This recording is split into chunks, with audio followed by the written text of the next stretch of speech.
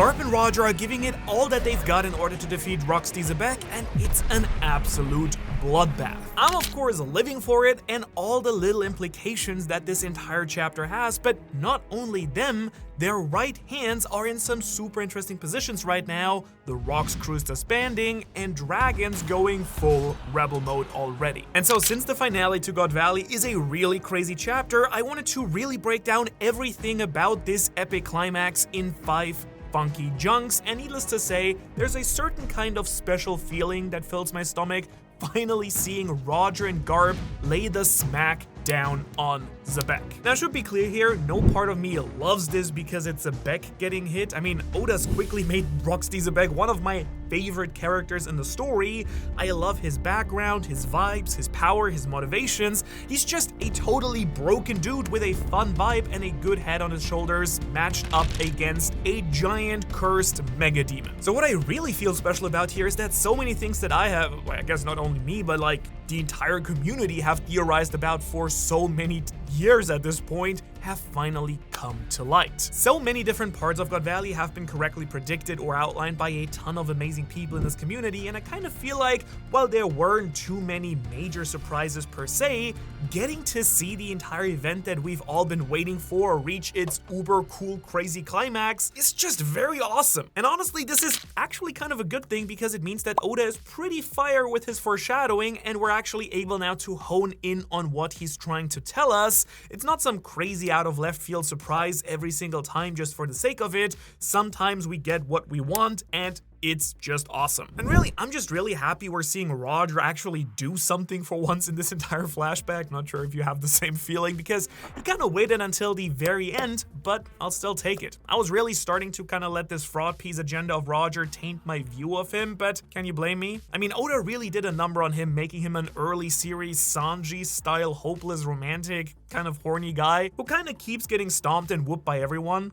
Garp beat his ass, Shaki beat his ass, Rox was implied to have beaten his ass. A lot of Roger getting bodied during this entire era, it seems. But I think one of the most important things that chapter 1165 did, for me at least in my opinion, was finally debunk anyone who said that Roger and Garp didn't even team up on God Valley, because I mean, Sengoku literally said it, but I guess some people still wanted to make the argument that technically they didn't form a power duo, but like, you know, we saw how much Roger in the end trusted Garp with Ace during the Marineford flashback and everything. These two dudes were brothers from another D-clan mother, so it's really super cool to see how Oda's been drawing them now, really highlighting how much they look like an adult Ace and Luffy, getting to see a glimpse at a future that would, well, at this point, never happen. Speaking of Ace also, of course, let's quickly punch in on Roger real quick here, because he out of nowhere dropped an epic new move, and it's ignited my own theorist spark quite a bit at this point, because Roger's ultimate attack here is not Divine Departure, it seems, and is instead something called Hino Kagutsuchi no Ace, which directly translates to Great Fire God Ace. Well, I mean, technically it's a name, but you get the idea. And considering that the dude's son is named Ace and his sword is named Ace, yes, I'm starting to wonder if this is a big, huge hint towards something else going on in the story. I think it is personally, and if you're curious what that is, well, let me tell you what I'm thinking. Roger really seems to have gained possession of Joy Boy's straw hat at some point in his life, right? That one's not confirmed, of course, but I do think it's a pretty big manga staple to have an ancient item passed down to the hero, and since we do know that Joy Boy had, in fact, a hat, and Luffy wears one now,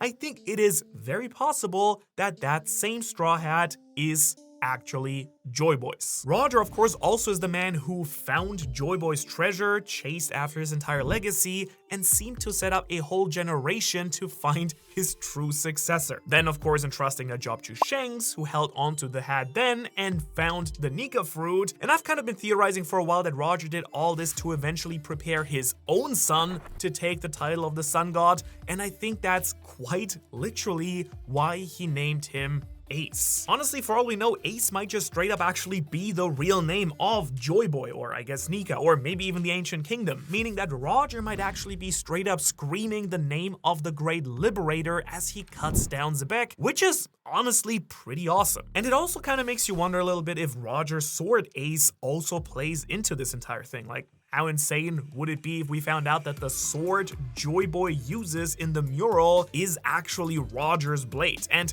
where the hell is that sword, by the way? I kind of wonder if maybe it's on Laugh Tale currently, waiting for Luffy, or maybe even Zoro to claim it and use it to defeat Imu. I don't know, would be fun. Since, you know, after scanning through it, we never see that sword again after Roger leaves Laugh Tale and disbands the crew. So that's a pretty sick idea that that sword is special, especially if the sun god's name was actually Ace. And it's really cool that Ace had then the Flame fruit, of course, and might be named after a fire or sun god. It would be a real full circle fulfilling moment, I think, in a weird and also somewhat tragic way. I mean, imagine you name your kid after a god, hoping he would become that god, and then your arch enemy's grandson does it instead.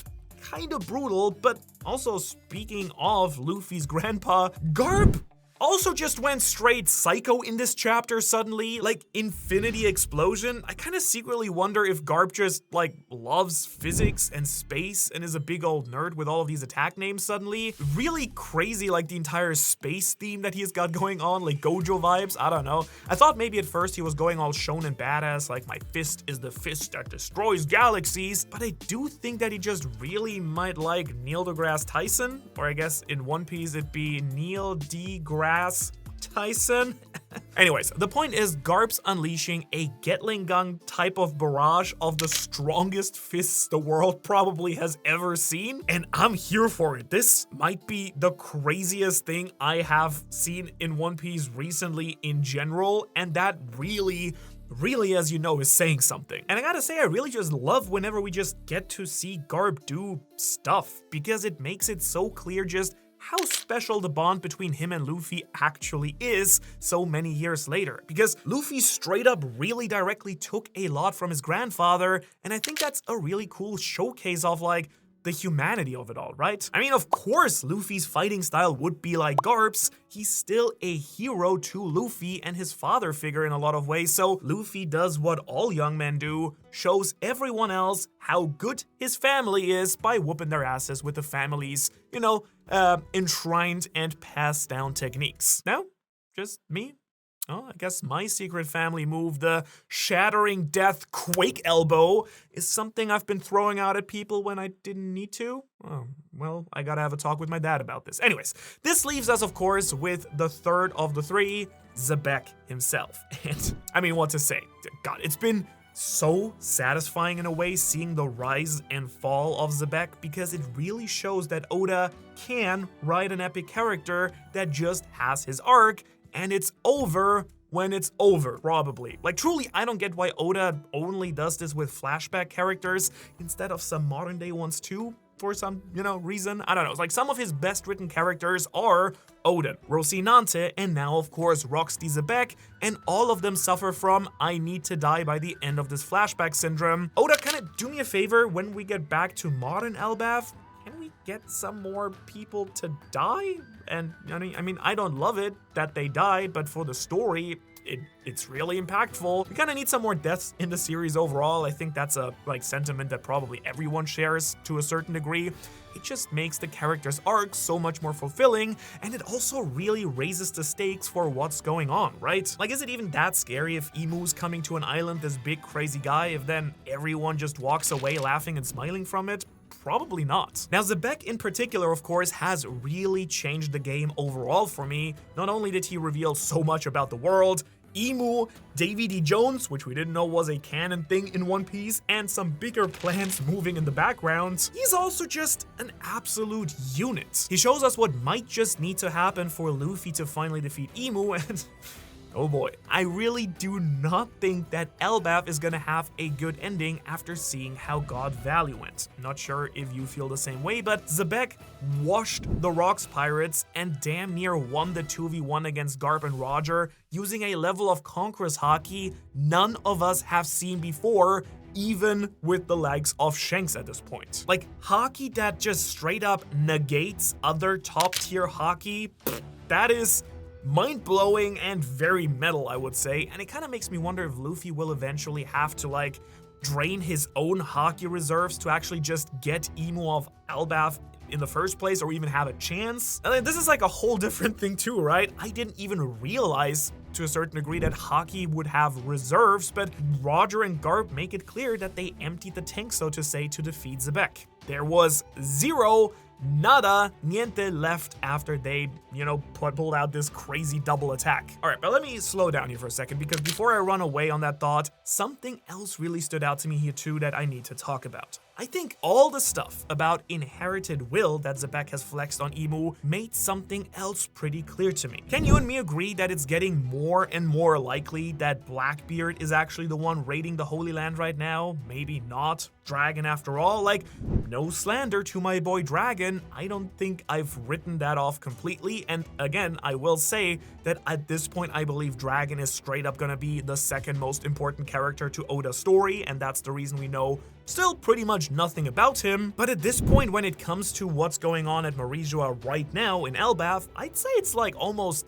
like 70-30 in Blackbeard's favor, because Blackbeard's entire plan seems to be imitating his father's path, but, better and a little bit with less humanity maybe. And he kind of did that. He did get Garp captured. He's trying to become a king, presumably so he can go to Marijua, and he's been keeping tabs on the efforts to weaken the Holy Land that, the revolutionaries have been up to. And so now that we've seen Itty see exactly what happened to Rox and seem to know exactly what Rox was actually planning, that's kind of implied in the previous chapters, it makes it pretty clear, I think, that Mama Eddies raised Teach to just straight up destroy Imu. Family revenge, a classic shonen trope. This flashback really showed us Zebek's step to Imu like it was nothing, and now that Imu's on Elbaf dealing with Luffy, I think that Blackbeard's the one burning down the Holy Land and is maybe the one who will reap the most rewards in this entire arc. Or who knows, maybe Shamrock's gonna show up and mess Blackbeard up himself. I don't know. I really just think that we're seeing too many parallels between Zebek's plan and Teach's plan, and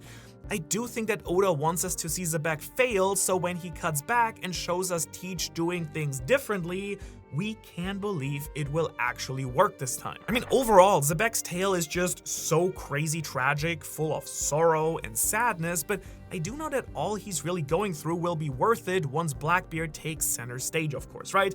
His son, despite his very evil and questionable nature, will probably help destroy Imu and avenge the Davy clan, and again, people might not like it, I am convinced will team up with Luffy at some point in the story. They will fight, yes, but they will also team up, and I'm not sure which is gonna come first. Though I should say, of course, before we go back to the present, we kind of have to go through God Valley first, because I have a feeling that it's not quite just over yet, if you know what I mean. Like, something that really has left me a little bit confused at this point is the right hands of all of these legendary characters. People like my man Scopper, my best man Rayleigh, Daddy Whitebeard, the goated Bogart, all these people, what's going on? Rayleigh at least was, getting a little bit of love in, saving his girl from Summers, but it also was revealed in chapter 1164 that Rayleigh and Scopper are heading back into the fray trying to save Roger, and I'm kind of hoping that's gonna fix up the things that I'm so much confused about right now. Seriously, dude, I was really amped up to see Summers versus Scopper for some reason, partially because I've made it very clear that I love Scopper Gaban at this point, hopefully, but also because I really thought it was just fascinating during their meeting on Elbaf, because it kind of seems like these guys do have a lot of history. And Scopper, of course, somehow knew that he could somehow overwrite the Holy Knight's immortality with his own Conqueror's Haki, but I really just selfishly want to see what Scopper did to Summers to make him react the way that Summers did in the current storyline, because Summers looked like he had just seen a ghost, and I kind of feel like Oda ought to show us this nightmarish form of Scopper Gaban that caused that very reaction. So I'm just still holding out hope that they actually clashed right here and not just like randomly later on in the series, though I will say someone that's gotten a super interesting showcase on God Valley specifically for me was Whitebeard, because I don't know, maybe it's because I'd always imagined that he was some super beast and one of the strongest on this island, and like obviously he is, because somehow this man was still able to clash with Rox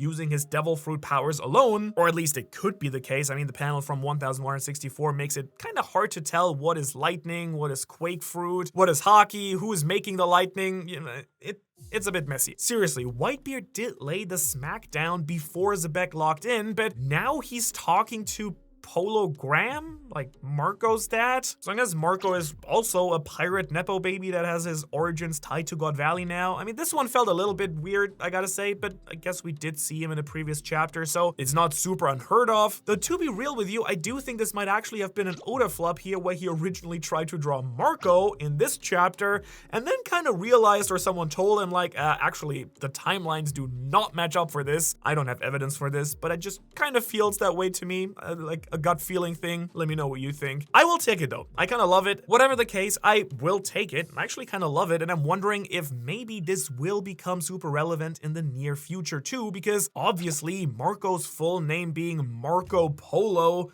is first of all hilarious and a great reference to one of the world's greatest and most notorious navigators. But of course you also have to wonder if this means that Marco's eventual return to the story is gonna have some big God Valley history baked into it too. After all, he was alive during it and could have been on the island even maybe. Like maybe the idea that Marco's fruit was among the prizes is true, and we might see that come into play if he clashes with the Holy Knights ever. But sorry, like circling it back to Whitebeard here, I'm still really hoping the fact that he's on the island at this point will give us the one clash that I just have been itching to get confirmation on, which is of course Garling versus Whitebeard, because in case you aren't on top of the theory space, I don't blame you, let me catch you up. It's been floating around for quite a while that these two probably should have clashed on God Valley, and that when Whitebeard says that his scars ache when he sees Shanks's face, you know, during their original meeting very early on in the story, he was actually hinting at Shanks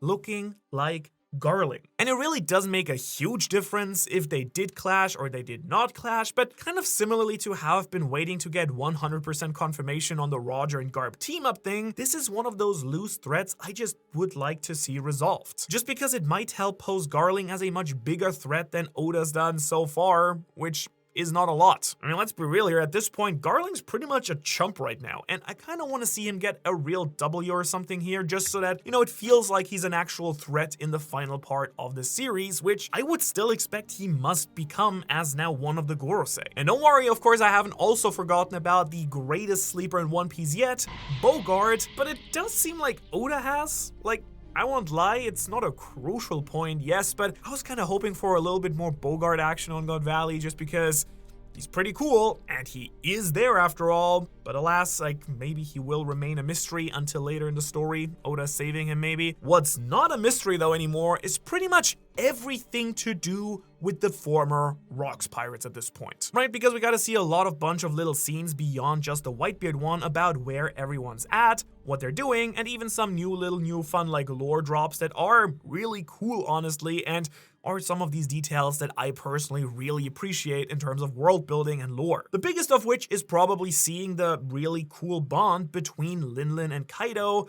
Blossom is maybe the word I wanted. I don't know. Like, I actually really couldn't tell you what the vibe with them is at this point. It seems a little bit petty and feisty, but they are smiling and generally goofy too. It really feels like two siblings who aren't gonna see each other for a while, giving each other some flack. And actually really have been enjoying watching these two characters specifically during God Valley. Now, if only they weren't so dumb. Like, okay, really, dude. Are we being serious here? They saw Rocks grow devil wings and massive fangs, gaining an insane hockey boost, and they just thought he betrayed them after literally inviting them to fight with him? It just feels a little bit silly to think that somehow these two walked away from this island raid after supporting Rocks for so long that he just kind of, you know, flipped on them when they literally saw this immortal, crazy shadow demon god thing turn him in like black flames and stuff.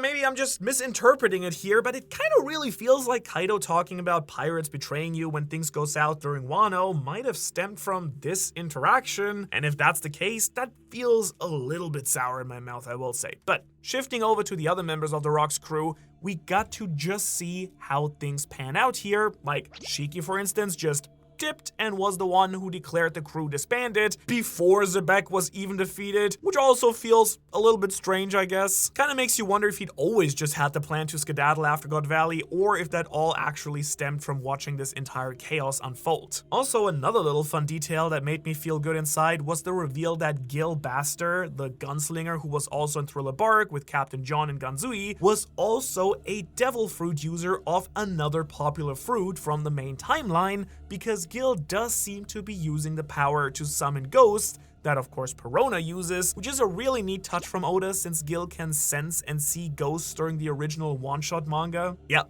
that's a real thing, so a pretty fun detail that goes to show you that Oda-sensei is really locked in on the smallest of details in these chapters, unless it's Kaido and Big Mom just being dumb. I'm not gonna excuse that one. Now, I also just wanted to take another second to talk about how really rad it is to see all the Rocks crew using fruit powers and how all of them are repeated fruits in the story. Like, just to explain what I mean, like something I sometimes struggle a little bit with in One Piece is that originally we were told that devil fruits are supposed to be these like super rare things that get passed on to other people, and you know, people in the East Blue things they're not even real, but we don't see a ton of flashbacks with people actually using other fruits. Kind of the opposite. Like at certain points in the story, it feels like way too many people actually do have devil fruits. Like just look at Whole Cake Island. So actually seeing all these very cool powers like the bomb snot, the magnet stuff, the ghost powers, all repurposed and put into the former era of the story is such a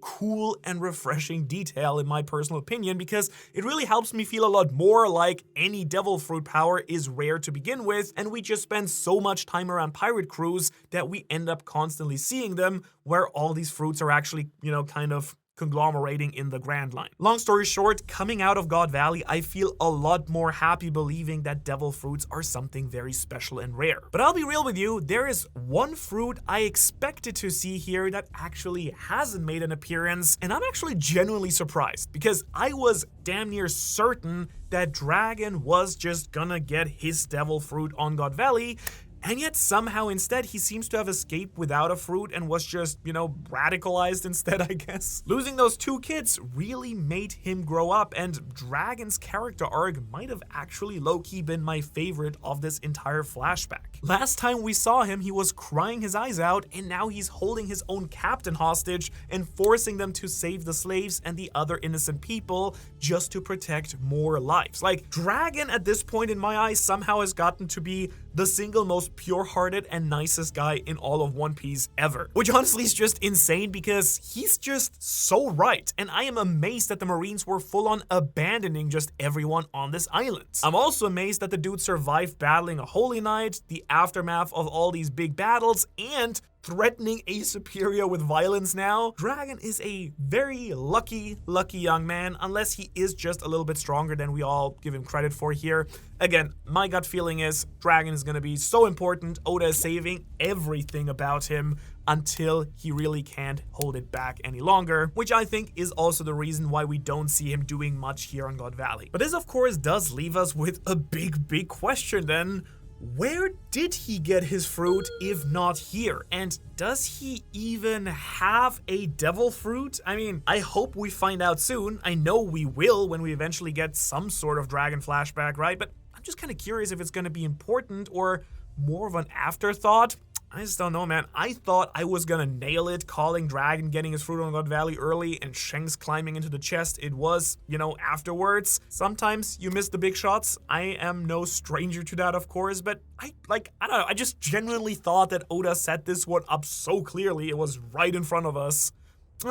I guess not. What is very clear to me though is if you've been watching this video so far and like what you're seeing, why not check out my Patreon? Because we've got some super cool projects coming up that will be available over there exclusively, but you can also get exclusive behind the scenes content, access to sick artwork, like wallpapers from our thumbnails, and early chapter reviews with my immediate first thoughts if that's something you're interested in and also would like to support the channel. We also have a free newsletter weekly with One Piece news that, you know, if you don't want to support us at all but still want to get something, you can have that over there as well. Now, with that being said, let's take a quick pivot and talk about the darkness that has been plaguing God Valley, because It's an incident that feels so bittersweet since we're getting to see such cool moments, but also it's coming to a close very soon. However, of course, with an event this big, even the smallest moments reveal something very, very important and interesting. And specifically, I want to lock in a little bit on Imu now, because there's a small detail I think is getting overlooked a little bit with chapter 1165, and I'm very curious to see how it's gonna ripple out and change everything on Elbaf once we return to the modern era. Because Oda snuck in a little bit more information about how the Domi Reversi powers that Imu uses actually work, and it's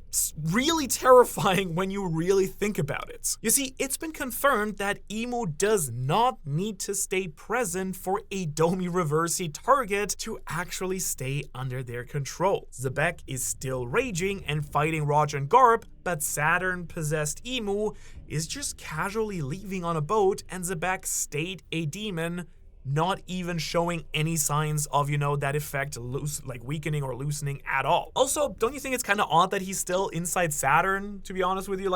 That's a little bit weird. This is actually a pretty big deal because it means that Imu can leave Elbaf and the Straw Hats will just have to deal with all the giants who are possessed and the Holy Knights on top of it, meaning we might genuinely not get Imu versus Luffy and Loki yet at the end of Elbaf, at this point, and that would be a little bit scary, to be honest, because it would mean that eventually Oda's gonna do another appearance that Luffy is gonna be present for, and I've kind of been figuring that this was the big catalyst moment for Luffy to see his final villain train harder and then kick their ass later on, because we definitely know that Luffy's not strong enough right now. But at this point, I don't even know. Maybe Imu will just return to the Holy Land and battle whoever's there, Blackbeard Dragon, and then reappear in another moment of crisis to mess everything up. This is, of course, a very famous, agenda of my good friend Mr. Morch, who is a big fan of the theory that, Luffy has to face the big villain once in the arc, lose, and then face them a second time. So this could really be how that goes down, and actually would be kind of nice because that might mean we would get even more Elbaf and some actually exploration of the island, which I still feel we haven't seen too much in between. So I'd actually be kind of down for a Luffy getting smacked by Imu having to return before they can finish off Luffy having some time to train, then Imu comes back, and then we actually get a big clash and maybe kick off some of the final war already at the end of Elbaf. But it really kind of freaks you out that still, somehow, Oda has paved the path to make Imu's first face-off with Luffy really big. Or maybe we'll luck out and Loki and Luffy will make it out of the underworld in time to see Imu, and then it's on site. But are they strong enough to even defeat them right now? Surely not at this point. Well, maybe they will be after all, because Loki's got a very interesting fate that Oda's been hinting at, and I'm kind of curious to see if his role in the story is so much bigger than I have anticipated, because he might just straight up be necessary for Luffy to actually take down Imu. And if you want to know why I think that, you should check out this video where I break it all down. Otherwise, thanks for watching, and thanks so much to all of our fantastic Patreons. And I will see you on Tuesday for an Ancient Kingdom, Ancient Ruin, Where's the One Piece, Impel Down video. Yeah, that's a big one.